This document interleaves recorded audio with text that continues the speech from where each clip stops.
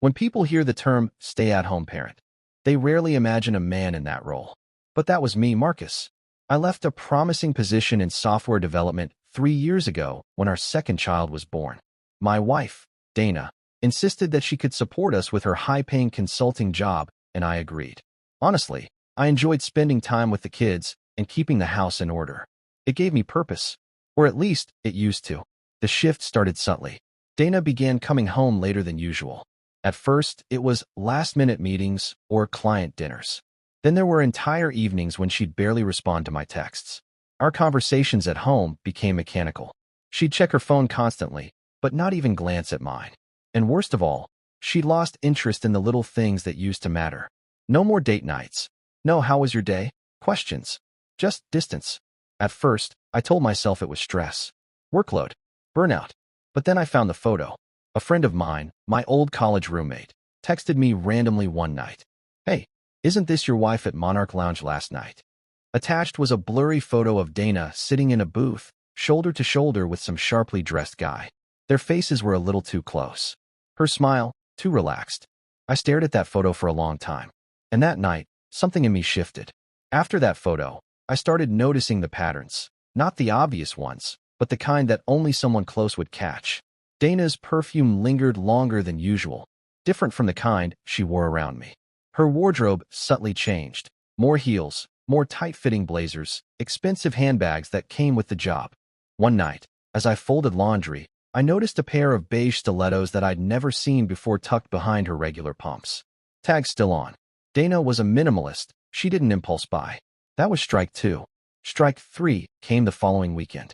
I went to do the laundry and found lipstick, a dark red shade, smeared inside the collar of a white blouse.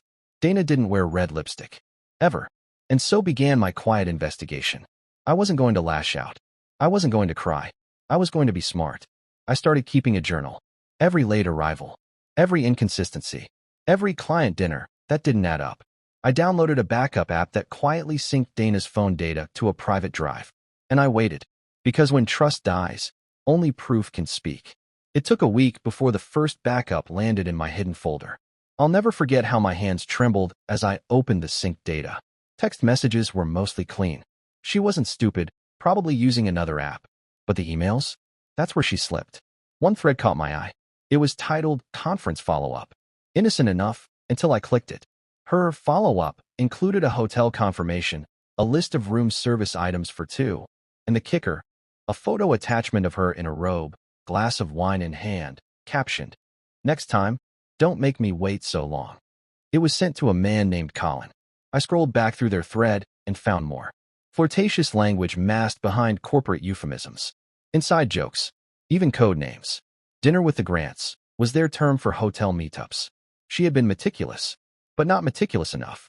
That night, I sat in our quiet bedroom while Dana slept beside me, peacefully unaware. I stared at her back, wondering how long she had been lying to me, wondering how many bed sheets she'd tangled in that weren't ours. But I didn't cry. I copied the entire thread, saved every photo. I was no longer a husband in denial. I was a man gathering ammunition, and war was coming. I knew confrontation wouldn't work, not with Dana. She was sharp, calculating. She'd spin it, flip it, gaslight me into silence. So I needed something undeniable, something final. So I made a plan. First, I called in a favor from Liam, a friend who worked private security. I didn't tell him everything, just that I suspected infidelity and needed help tracking a location discreetly. He handed me a small GPS tracker and showed me how to hide it under her car's rear bumper. Easy, done in seconds. Then I waited. 3 days later, her calendar said, late client dinner. Don't wait up. She even kissed me on the cheek before heading out. Same cheek she'd been lying to for months. I opened the tracking app. Her car was parked at the Leclerc Hotel. 5 stars. Romantic rooftop bar. Not the kind of place you grab cocktails with coworkers. So I booked the room across the hall. I packed a bag. I brought the copies of her emails. I brought my phone. And I brought divorce papers, not yet signed, but ready. I checked in early, tipped the concierge to let me know when she arrived. I waited. My heart pounded with every elevator ding. At 7:42 p.m., I got the text. Your guest has arrived. Room 1512. I was in 1510. I waited another 15 minutes. Enough time for clothes to come off, masks to drop, lies to tangle. Then I knocked. Hard. My fist hovered over the door for a second before I knocked again, louder this time. I could hear movement inside. Whispers. A shuffling of footsteps. Then silence. I knocked a third time. Finally, the door cracked open. Colin, mid-30s, square jaw, smug even when surprised, peeked out with a bathrobe lazily tied around his waist. His eyes flicked over me in confusion. "Can I help you?" he said. I didn't answer. I just pushed the door wider and walked past him like I owned the place. And there she was, Dana. She stood frozen near the bed, her hair damp from the shower, wrapped in a hotel robe identical to Colin's. Her phone was in her hand, her mouth slightly open in mid-sentence, probably from trying to warn him. She didn't expect me to follow through. She definitely didn't expect me here. "Marcus," she stammered. "Good evening," I said calmly. I looked around the room like I was inspecting a hotel listing. "Nice suite. Room service good." Dana's face flushed with panic. Colin stepped forward like he was about to say something, maybe threaten me. I pulled a manila envelope from my coat and tossed it onto the bed. "This," I said, "is what I came for." Dana didn't move. She just stared at the envelope like it was a grenade. "I suggest you open it," I continued. "It contains copies of your emails, the hotel receipts, the robe photo. You know, the one with the wine glass, and the draft of our divorce agreement." "Marcus, wait," she began. "No, you wait," I snapped, letting my anger crack through just enough to silence the room. "You waited until I quit my job, until I raised our children, until I gave you everything, so you could sneak off with him in hotel rooms like this." I turned to Colin. "Do you know she's married? Do you know we have 2 kids?" Colin opened his mouth, then shut it. Classic deer in headlights. Dana tried to step forward, but I raised my hand. "No, you don't get to touch me. You don't get to cry. Not tonight." I took out my phone, opened the voice recorder, and said clearly, "This is me serving Dana Mercer with preliminary divorce papers due to infidelity. She is currently present in room 1512 of the Leclerc Hotel with a man named Colin Fisher." Click. "Stop recording. You'll be hearing from my attorney. I suggest you start sleeping somewhere else. Starting tonight." And just like that, I walked out, letting the door shut behind me. I didn't look back. I got home that night around 10 p.m. The house was quiet. Our kids were asleep, their soft breathing a reminder of what still mattered in the wreckage Dana had caused. I tucked them in, kissed their foreheads, and stood in the hallway for a while, just listening. I wasn't angry in that moment, just exhausted. It felt like I'd aged 10 years in a single evening. But beneath the fatigue was something new, a sense of control. I finally held the reins again. At midnight, the front door opened. I was sitting on the couch in the dark when she stepped inside. Dana froze when she saw me. Her hair was pulled back in a rushed bun. No makeup, no robe, just her regular clothes thrown on in a hurry. Guilt radiated from her. She tried to speak, but I cut her off with a simple, "Shut the door. You'll wake the kids." She obeyed. She stood a few feet away, arms folded, like she couldn't decide if she should cry or yell. "You went through my emails?" she finally whispered. "You slept with another man. In our bed, in hotels, during work trips. You lied to me and our kids. And that's your first question." She looked away, ashamed, but still too proud to fully break. "I didn't plan for it to happen," she muttered. It just happened." I laughed coldly. "Dana, you made reservations. You sent photos. You created fake meetings. That's not a mistake. That's a strategy." She looked down at her feet, and I noticed for the first time how small she seemed. This woman who once towered over boardrooms, who used to come home confident and ambitious, now reduced to silence in her own living room. "I'm going to file for primary custody," I said calmly. "I already spoke to a lawyer. I have evidence. I've documented your absences, your overnights, the impact it's had on the kids." Her eyes widened. "You're going to take them away from me? You walked out on them first." I replied, my voice low. "I'm just finishing the job you started." She stepped closer, tears finally building. "Marcus, we can work through this. Couples therapy. We can fix." "No, you broke it." "I'm just walking away from the wreckage." For a long moment, we stood there in silence. Just 2 strangers under the same roof, surrounded by memories that suddenly felt poisoned. And then I turned and walked upstairs. I shut the bedroom door behind me. And for the first time in months, maybe years, I slept like a man who had nothing left to fear. The next morning, I was up before the sun. I packed the kids' lunches, got them dressed, and walked them to the bus stop like I always did. They didn't ask where Mommy was. They were used to her being absent on weekday mornings. It stung more now that I understood why. Back home, Dana was in the kitchen, quiet, sipping coffee with red-rimmed eyes. She didn't speak. Neither did I. By 10 a.m., I was in my attorney's office. Her name was Cynthia Rose, a bulldog in a blazer, and the most no-nonsense woman I'd ever met. After I explained the situation and showed her everything, the emails, photos, timestamps, my journal, even the voice recording from the hotel, she leaned back in her chair and smiled. "You've already done half my job for me. What are the odds I get full custody?" I asked. "With what you've shown me. Strong. You're the primary caregiver, she's emotionally absent, unfaithful, and you've documented the impact. Judges don't like parents who emotionally check out or sneak around with lovers while someone else raises their kids." "And alimony?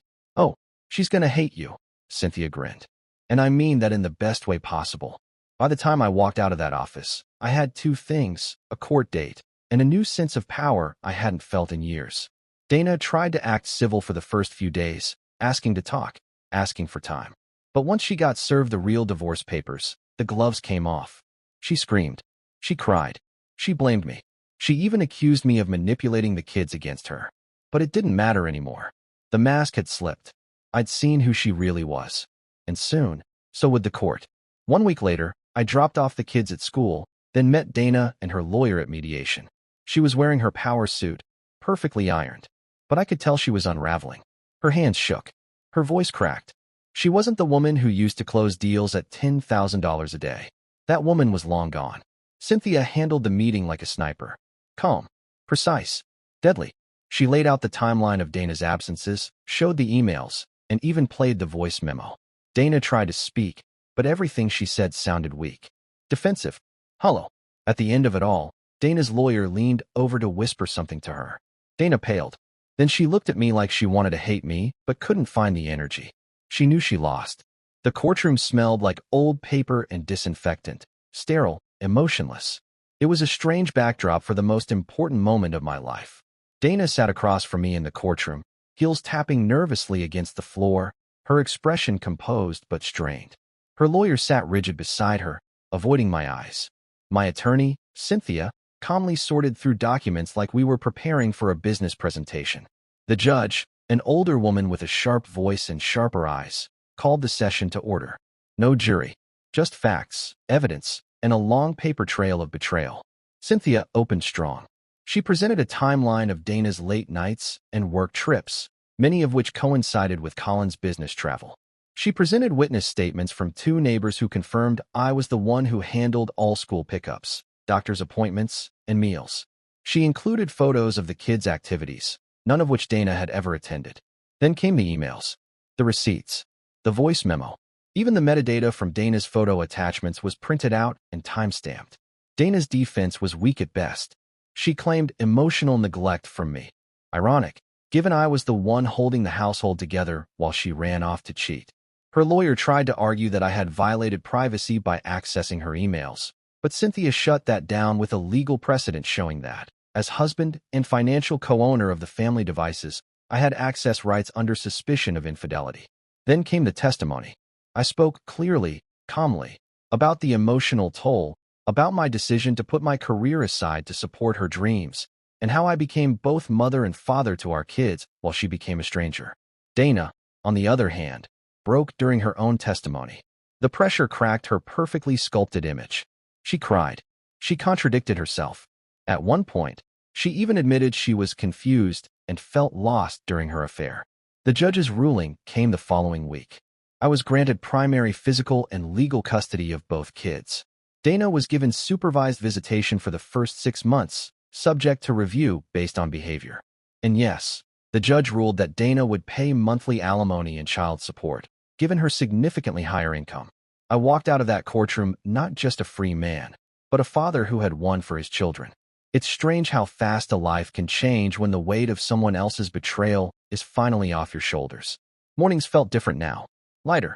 I no longer woke up wondering if my wife was lying beside me or just a carefully disguised stranger. Instead, I woke up to 2 sleepy kids crawling into bed, asking what was for breakfast and if I'd walk them to school again. I always said yes. My days were filled with a new rhythm, parenting, school assignments, late-night lectures for my master's program. It wasn't easy, But for the first time in years, I felt alive. And the best part? I wasn't doing it for Dana. I wasn't trying to fix something broken or earn anyone's approval. I was building something just for me, and for the two little lives that depended on me to lead by example. My therapist, yes, I started therapy, told me something that stuck with me. She tried to make you small, but when she left, all you did was grow. It hit me harder than I expected, because she was right. Dana had tried to shrink my role in the marriage, in the house, in her world. And when I stopped letting her, everything changed. She still showed up for her supervised visits, usually stiff and silent. Sometimes she tried too hard to prove she cared, like overcompensating with expensive toys or planning extravagant outings. But kids are sharp. They see through the flash. They craved presence, not presents. Meanwhile, I was the one helping with homework, teaching my son how to ride a bike, comforting my daughter after a nightmare. I wasn't perfect, far from it, but I was there. And that made all the difference. People started noticing the change in me too. Old friends reached out. Some said I looked stronger, more focused. Others just said, "Man, you seem happier." I was. For the first time in a long time, I wasn't waiting for the other shoe to drop. I was walking forward, no longer chasing Dana's approval, but chasing my own peace. About 4 months after the divorce was finalized, I received a message that caught me completely off guard. It was from Colin's wife, or now ex-wife. Her name was Erica, and her message was short, polite, and direct. "Hi Marcus. I know this is unusual, but I think we have a few things in common. Would you be open to a quick call?" My gut instinct told me to ignore it, but curiosity and a quiet sense of camaraderie won out. We set up a call that same evening. Erica was articulate and composed, but beneath her calm was a woman who'd clearly been through hell. Colin had cheated on her for years, she told me. Dana was just one of many. What made Dana different, she said, was how brazen she had been and how entitled. He brought her to our house once, Erica admitted with a hollow laugh. Told me she was a co-worker with a late flight. I offered her coffee. I even complimented her shoes. God, I feel like such an idiot now. You're not, I said. They wanted us to feel that way. That's how they get away with it. We talked for almost 2 hours. It wasn't flirtatious, just human. Two people comparing the bruises they both received from the same wreck. Before we hung up, she said something I'll never forget. "You're lucky you found out. Some people never do. You didn't just escape. You survived her." And she was right. Dana hadn't just betrayed me romantically. She had eroded my confidence, dismissed my role as a husband and father, and treated me like a backup plan she never really wanted to commit to. But now I was nobody's backup. I was my kid's hero. I was working toward my own career again. I had friends, community, peace, and most of all, clarity. Dana may have detonated the life we had, but I was the one who walked out of the smoke, stronger, cleaner, reborn. There's a moment every parent remembers, not the big milestones, like first steps or report cards, but the quiet, unspoken ones. The ones where your child chooses you, not because they have to, but because they trust you. For me, that moment came on a rainy Sunday afternoon. Dana had finally earned back unsupervised visitation rights after 6 months of near-flawless behavior. She'd been punctual, polite, even attended a couple of parenting workshops, likely coached by her lawyer to appear reformed. I didn't fight it. If she wanted to clean up her act for the kids' sake, fine. But something still didn't sit right with me. The kids always came back from her weekends looking drained. Their moods were off. My son got clingy. My daughter withdrew. And they never talked about what they did with her. That Sunday, after I picked them up, we drove in silence for a while. I glanced at them in the rearview mirror and finally asked, "Did you have fun with Mom?" My daughter, 8 years old and sharp as ever, stared out the window and said, "She was on her phone most of the time." My son chimed in. "We just stayed in the hotel room. She ordered room service and watched TV." I tried to hide the sting in my chest. "Did she ask about school? Your friends?" "No," they said in unison. I parked the car in the driveway and turned to face them. "Hey, you know you can always tell me how you really feel, right? No matter what." They nodded slowly, but didn't say more. Not then.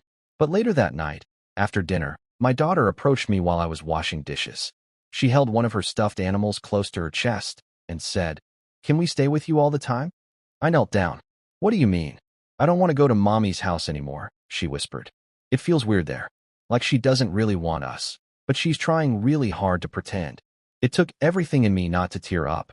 I called my attorney the next morning and filed a motion to review visitation. Not to spite Dana, but to protect my kids. This wasn't about revenge anymore. It hadn't been for a long time.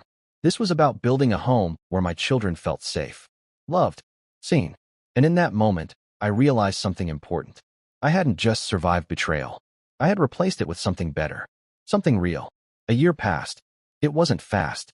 It wasn't easy, but it was mine. By then, I was 2 semesters away from finishing my master's in psychology. I'd built a routine around my studies, the kids' schedules, and freelance consulting work I picked up in the evenings. We weren't rich, but we were stable, and more importantly, happy. The house felt alive again. Not just clean or quiet, alive. My daughter took up painting. My son joined a junior robotics club. We had pancake Saturdays and movie nights on Wednesdays, just to break the rules. Life wasn't perfect, it was better. It was honest. Then came the email. It landed in my inbox late one night.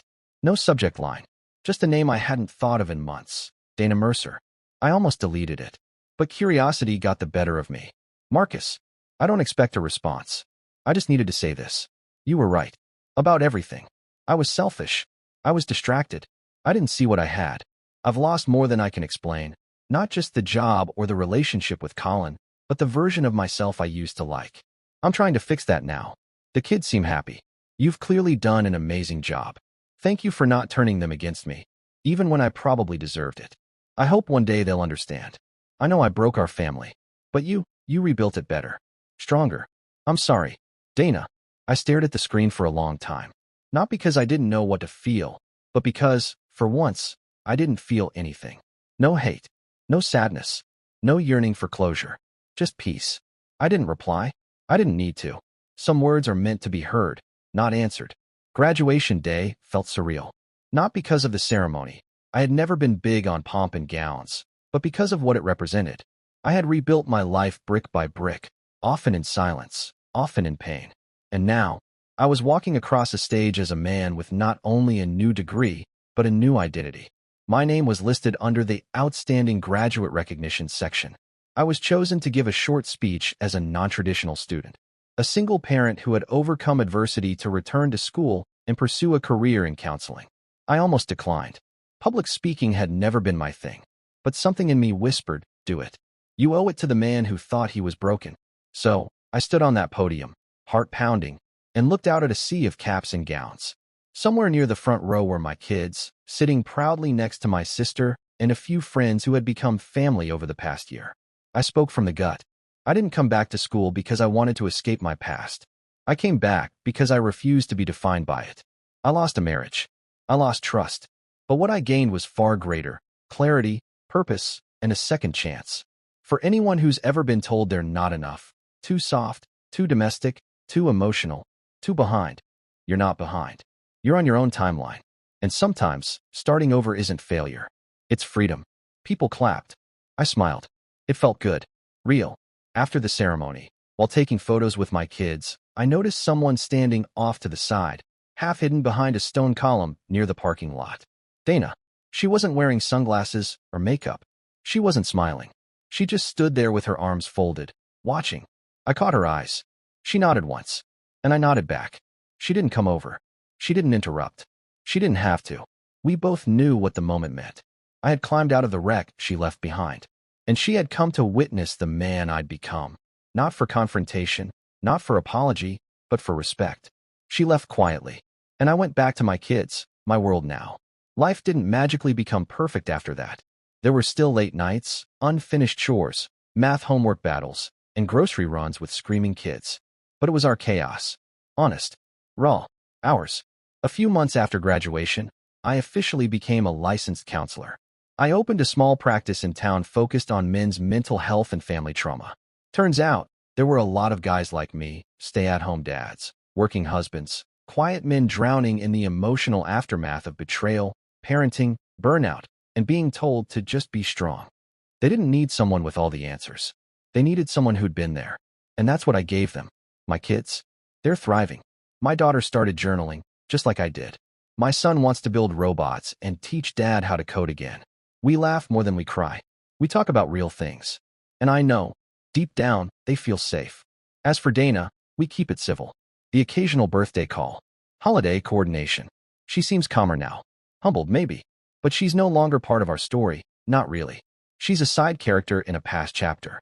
I don't hate her. I don't forgive her either. But I've released her. I no longer carry her mistakes as my burden. They're hers to wear, and mine to learn from. I started this journey thinking I was just a house husband. Disposable. Forgotten. A background figure in someone else's spotlight. But I ended it as the main character of my own damn life. And if you take anything from my story, let it be this. Sometimes the person who breaks you is just the beginning. The person who rebuilds you, that's the one who matters. And if you're lucky, that person is you. If you enjoyed this story, don't forget to like, comment, and subscribe for more powerful journeys like this one.